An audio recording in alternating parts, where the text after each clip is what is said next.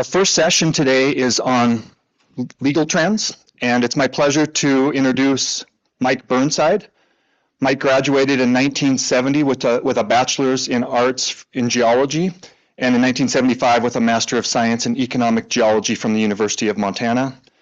He had a prestigious career with the Forest Service, and he is currently the owner of Mineral Lands Consulting, whose clients include small miners, large mining corporations, the Forest Service, and conservation groups and mining law attorneys. And Mike is currently semi-retired. So with that, Mike, thank you for being here. Thanks, Dan. Just to explain a little bit more about my background and why I'm talking about this subject, I am a geologist focused on economic geology. I've worked for industry and an oil company at one point, the U.S. Geological Survey, but the majority of my career was spent with the Forest Service, 27 years with them, and then 17 years as an independent contractor, mostly on issues related to mining law. I've worked on projects like the Stillwater patents. I was involved in writing the reports and doing that. And in the cabinets, the two properties that Hecla has, I was principal author on those reports. And that involves, I was a certified mineral examiner, I guess I still am, and that involves applying the 1872 mining law to the actual case at hand, the claim. So with that background, I guess that's why I'm talking about this topic, but I need to give the disclaimer that I'm not a lawyer. A geologist interpreting the mining law is probably as risky as a lawyer expounding on geology and mining issues. But regardless, that's the topic we're looking at today. U.S. mining law trends, past, present, and future. I'm going to start with the 1872 mining law, but obviously that's the first general mining law of the U.S., but that's obviously not where mineral law started in the U.S. or anywhere.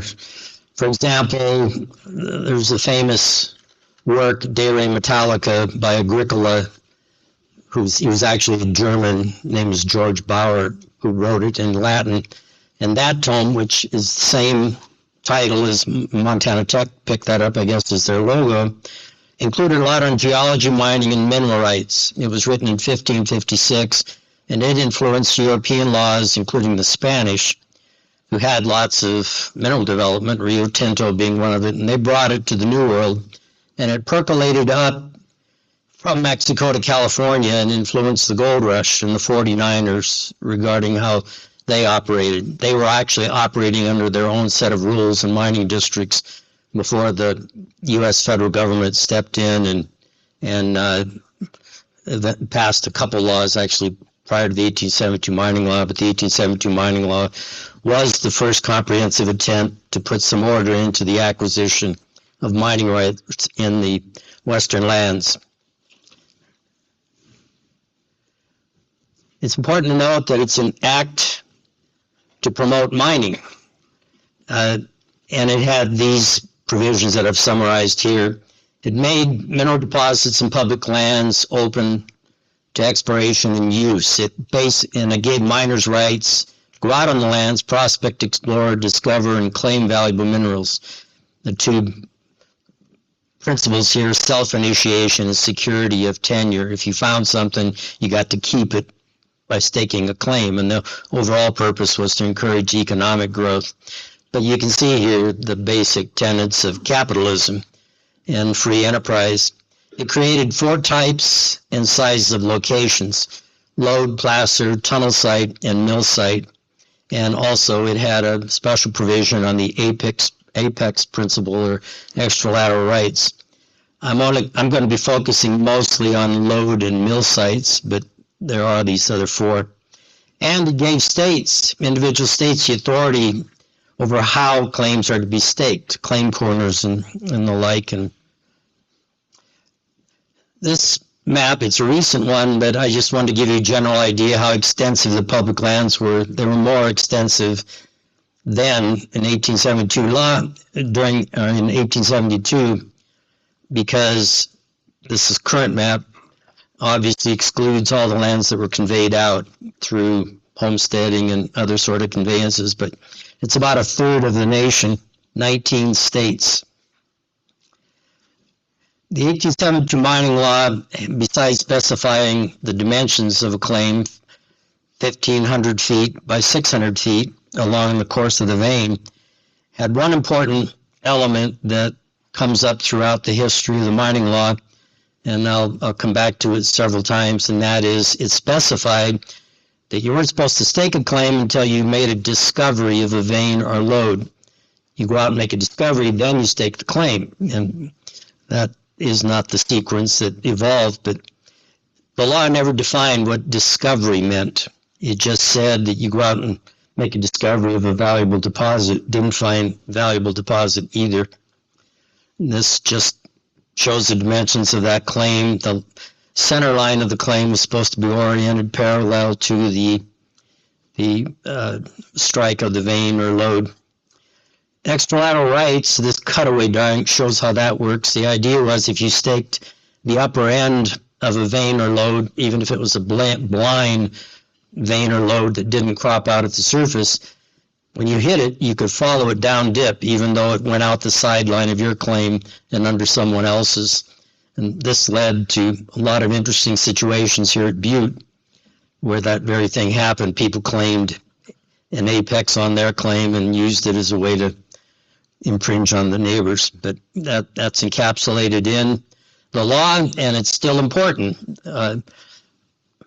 Noranda, now Hecla, owns claims in the Cabinet Mountains wilderness, and there's, I've forgotten the ultimate size, 100 and some million tons of copper silver ore controlled only by 2 claims at the apex, because they were able to assert that the extralateral rights falls within the claims of those 2 lode claims.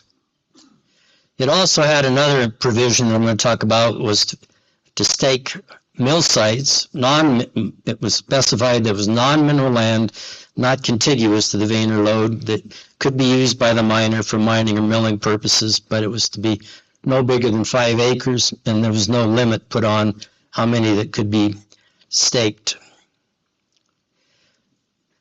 At that time, there were some laws that were passed that kind of pulled back from this development push. And the first one of those was 1891 Creative Act. It created the National Forest Reserves, and it withdrew a sizable portion of those public lands that I showed in the couple slides back from mining under the 1872 mining law. And miners, some of them at least, supported the creation of the forest reserves because there was a developing shortage of timber, especially in places like the Black Hills. But I think it was not expected, this withdrawal from mining law. So that was rectified in 1897 when Congress, in the Organic Administration Act, created the National Forest. It took those forest reserves and organized them into national forests. The stated purpose to secure water flow conditions and furnish a timber supply, and it restored the forest to mining under the 1872 mining law, and it affirmed that miners had all the rights specified under the mining law, except it gave Forest Service specific authority to make rules and regulations for mining, to control mining, and it was fairly broad powers. This was in 1897. I'll note here, but I'll also note later. 1897, they had the authority. Guess when they exercised that authority? 1974. So they waited 77 years, and I worked for the Forest Service a lot of years. I'm not quite sure why that was, but maybe some of the points I'll make here will explain. This is just as a map of the national forests, the green areas. It's 193 million acres now, and it includes, as you can see, a lot of the mineralized areas, especially in the west. So that's how the Forest Service got into the minerals arena. Even though BLM retained the authority for disposal of the minerals, the Forest Service had a critical role because it regulated the surface and the use of those lands. Another early limit on mining came about in 1906 with the passage of the Antiquities Act.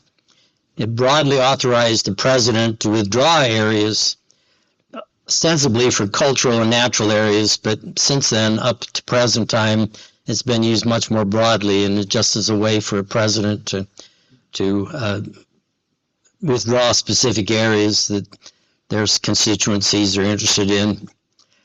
And there's been talk in Congress to limit that authority, but thus far it's pretty wide open. Also, there were three aspects of the 1872 mining law that the law didn't really clarify, so as usual, the court stepped in to clarify how to interpret the law, and these had pretty important ramifications. One was, I mentioned earlier that discovery wasn't defined in the mining law. Well, the courts, starting with this land decision, Castle versus Womble, developed the prudent person rule, and I have to note here, they weren't sexist in those days. Everyone thinks it's a prudent man rule, but it's not. And the rule is that where minerals have been found and the evidence is of such a character that a person of ordinary prudence, not someone who's specially prudent or not very prudent, but of ordinary prudence, would be justified in the expenditure of labor and means with a reasonable prospect of success in developing a valuable mine. Well, that's still pretty vague, but it was a bit more, at least, than what was in the original law. And then two other principles that developed about that time was pedis possessio. Because the law, 1872 mining law, didn't allow or didn't provide for staking a claim during exploration prior to discovery. It said you do it after you make a discovery. There was always a dispute between rival claimants, and miners naturally would, if they found something and they hadn't quite explored it, they would stake a claim on it. And the courts ultimately sanctioned that, and they cited other case law that was a principle of pedis possessio, which is pedis is foot, possessio is possession, so it's possession by a footholder, actual possession of the land. That a miner actively exploring on open public lands may hold the land he has claimed against rival claimants, even prior to discovery of a valuable mineral deposit. The Supreme Court in Union Oil versus Smith in 1919 approved of that rule. And then the third major elaboration on the 1872 mining law came about through passage in 1929 of the marketability rule, which refined the definition of discovery. It said that profitability was a key part of that rule, that a miner had to show that the mineral could be extracted, removed, and marketed at a profit. There couldn't just be an assertion that it was valuable, or it couldn't just be that the mineral staked was gold or some other intrinsically valuable mineral, but it had to actually be shown. And that actually constituted a lot of the work that I did, was applying that rule, doing the economics analysis and patent applications and the like. In 1920, prior to this time, all minerals were subject to 1872 mining law, including coal, phosphate, oil, gas, sodium, even sand and gravel. Congress started trimming it back, especially for minerals that were more predictable. And so they excluded these minerals and provided that they would be disposed of through leasing. And the same thing in 1947 and 55, the Surface Resource Act, Materials Act, defined it and provided for a third category of minerals, common varieties. So there were now, as far as the government's concerned, three categories of minerals: locatables, meaning you could locate them under the 1872 mining law; leasables under the 1920 Act; and saleables under these acts. Although I have to add that many cynics in BLM and Forest Service maintain there's a fourth category that they term stealables, but I don't think that's true. The acts also restricted a miner's uses to prospecting, mining, processing, and uses for issues as reasonably incidental to mining. And the courts actually took that idea and applied it further, the reasonably incident point, that as long as the use was reasonably incident to mining, then it was permitted. Things that influenced policy during this time, all this, I would call it the disposal area, were things like the Great Depression, the Strategic War Materials Act in 1939, which was prior to World War II, when certain minerals activities like gold mining was restricted in favor of putting those efforts into other minerals. Then World War II, Korean War, Cold War era, and even up through Vietnam. The emphasis was getting strategic minerals produced to help with those efforts, and development was encouraged. That started to come to an end in the 1960s, and I would use this as a marker when it really started to go. In 1962, there was a Comptroller General report that detailed flagrant abuses of the mining law and violations of the two seminal acts for the Forest Service on National Forest Service lands. And it was mostly occupancy trespass, people building cabins and living illegal on the claims. Over in Idaho, we actually had someone who built a saloon on a mining claim, although he maintained that was reasonably incident to mining. And I don't know, Tad, you probably would back him up, but and directed that Forest Service should develop a minerals program and resolve those programs. And that was really when they started to hire minerals personnel. From 1960 on, things really got hot for the mining community. They started Congress started really restricting things with the Wilderness Act, which withdrew over 100 million acres, the National Historic Preservation Act. The 1872 mining law continued to be under fierce attack by enviros who cited these provisions as reasons why the law should be withdrawn. But 1970 NEPA probably was the biggie, still is, as far as procedurally affecting mining operations. Congress again tried to trim that back a little bit by passing a Minerals Policy Act to foster and encourage mining, but the act contained no provisions to implement the policy. So it really, in my view, hasn't really done much. Then in 1972, the Clean Water Act, which had big impacts on mining, still does. 1973, the Endangered Species Act, similarly. And then in 1974, when the Forest Service passed its mineral regs, a lot of rangers say that they don't have the authority to say no. I think any mining operation trying to get a plan of operations approved would dispute that. And I would as well, because if the operators don't comply with those previously stated laws, the Forest Service does say no.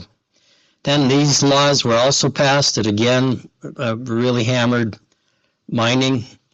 And miners' problems during the same era in the 80s really began to mount, with tailings dam and waste dump problems, Pegasus problems at Beale and at Zortman Landusky, and the mining law opponents upped their efforts. There were studies that Congress pushed, such as this one, National Academy of Sciences, that said things weren't so bad and we just need to tweak what's out there.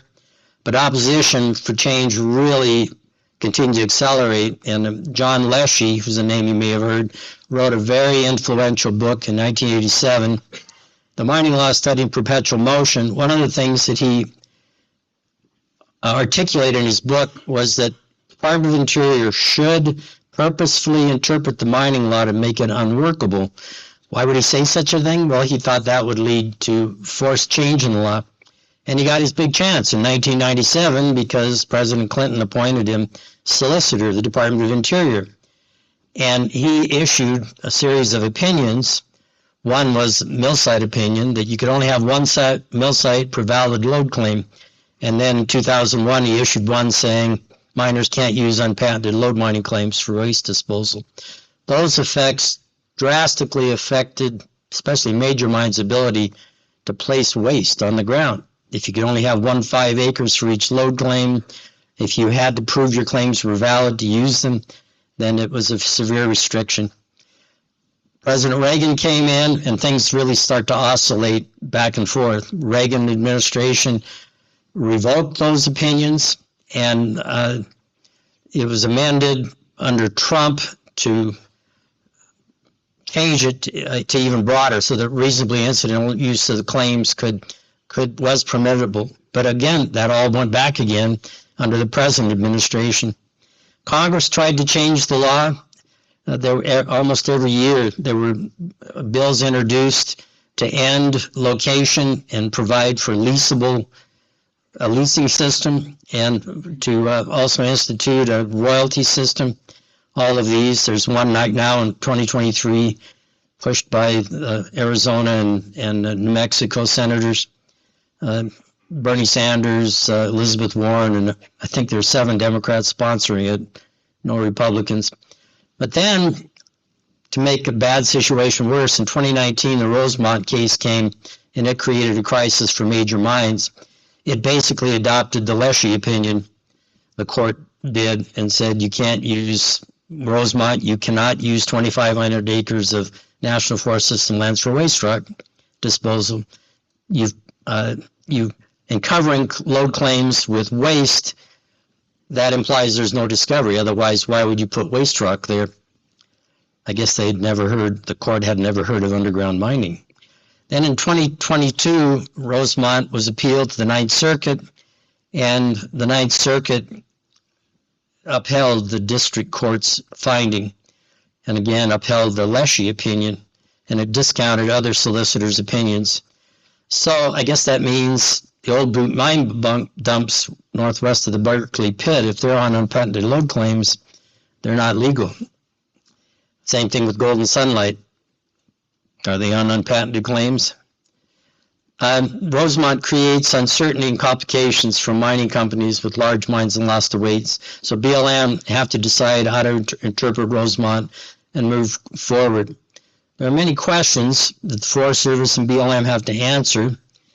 Time isn't going to permit me to go through all of them, but I'll just jump ahead to the current solicitor's answer.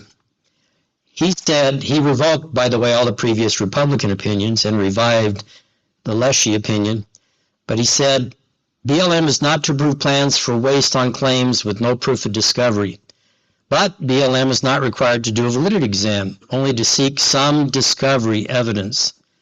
So again, what the hell does that mean? Well, I don't know. I've read it through several times. It almost reads like mineral in character, but that was the standard he put forward. He says any plan to put waste on load claims is to be taken as rebuttable, but evidence that the claims are not valid.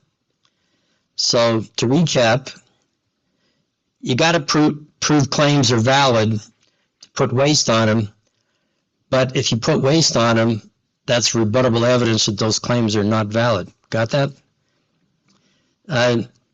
These are the list of options for a mine operator to place waste on claims. To use unpatented load claims, submitted evidence of discovery of valuable mineral deposit, because, as I said, only valid claims can be used for waste. Or stake mill site claims on non-mineral ground, which is hard in a mineralized terrain.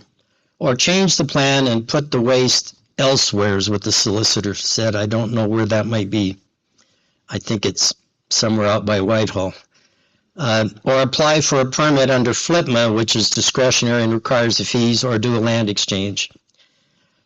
An interagency working group launched by this administration went through an analysis, and their solution was to create a leasing system, and really a lot of the same things that were in Rosemont. In addition, they wanted to impose a dirt tax of 7 cents a ton for all rock excavated and moved. Industry's reply to that interagency working group was that it's going to make things worse. We're dependent on China, and as Mr. Vincent said, if we want to meet our targets as far as the green energy initiative and so on, it's going to make it worse. So, get to the bottom line. My crystal ball. The administration is highly conflicted. There are people in it, the administration, that are just adamant that we need faster exploration, discovery, and permitting of mines if we're going to support the green initiative, electric vehicles, battery, and et cetera. But some are equally adamantly opposed to the old mining law and want to see it ended at all costs. So I guess this isn't a revelation, but my prediction is law reform stalemate is going to continue into the next administration. And we're going to continue to see court cases like Rosemont, which are going to be adverse to the administration. So that's the bad news, and it's very bad news. The only good news I have is my grandkids are going to come visit me. All right. Any questions?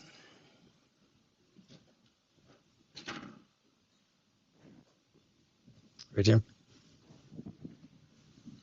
So, Mike, is there any advice for those mining operations that have already placed tails and waste on unpatented mining claims? I mean, what are the ramifications, or what's the message being sent to those folks who've already got that material there, as the opinion of whether or not that's allowable changes and waffles back and forth? Well, I think you saw the options that the BLM solicitor put out. You could restake them as mill sites. That's an option that Rosemont, I think, is contemplating. Or if it's mineralized, you could drill them and show that there's a discovery, and apparently BLM is being directed to apply a loose standard to it. By the way, they're on National Forest or on BLM, because Forest Service hasn't decided what the hell they're going to do. I suspect they're going to follow BLM's lead. Or the other options that he laid out there, land exchange and the like. But it's a real quandary. I think it's going to take congressional action to really fix it, which is what happened before. That's probably not very likely either. Any other questions?